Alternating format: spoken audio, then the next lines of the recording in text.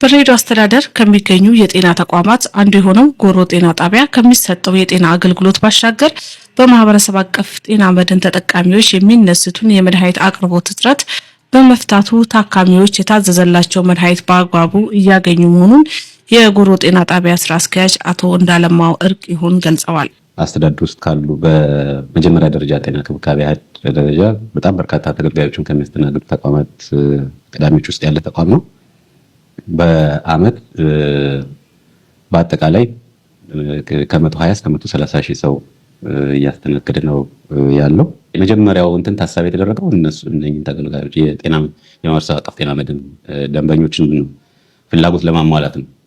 ከዛ ውጪ በተለያየ ምክንያት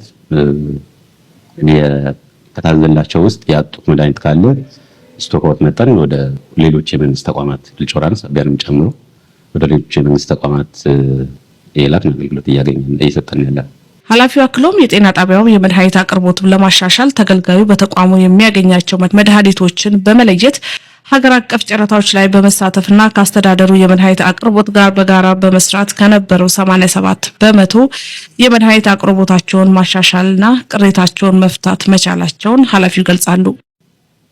ከዛ ውጭ የመድኃኒት አቅርቦት እንግዲህ በተለይ በዚህ ዓመት መንግስት በሰጠው ትኩረት መሰረት ውል የተገባለት የመድኃኒት አቅርቦት ከኢፒኤስሲስ ጋር በጋራ በውል በመግባት እያቀረብን ያለ ነው። ከዛ ውጭ በእነሱ የማይቀርቡ ወይም በመንግስት የአቅራቢ ድርጅት የማይቀርቡትንና ስቶክ አውት የሆኑትን ደግሞ ሀገር አቀፍ ጨረታ ወጥተን በጨረታ አስገብተናል። በዚህም እኛ ጋር አገልግሎት ካገኙ ሰዎች ውስጥ ወደ 87% የሚሆኑ ሙሉ የታዘላቸውን መድኃኒት 100% አግኝተዋል። በጎሮ ጤና ጣቢያ ሲገለገሉ ያገኘናቸው ተጠቃሚዎች እንደገለጹት የማህበረሰብ አቀፍ ጤና መድንን በመጠቀም በተቋሙ ከሕክምና ባሻገር የመድኃኒት አቅርቦት መሻሻሎች መኖራቸውን ሳይንገላቱ ተቋሙ የታዘዘላቸው መድኃኒቶች በአግባቡ እንደሚያገኙ ገልጸዋል።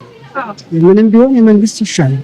የመንግስት ቆንጆ ነው። የመንግስት በጣም ቆንጆ ነው። እንደፈለግን የምናገኘው የመንግስት ስለሆነ ነው እንጂ ግል ቢሆን አይገኝም። ተጎጂ ነው። እኛ እሱ በመኖሩ ተጠቃሚ ነን። ያው መድኃኒቱን እንወስዳለና በአግባቡ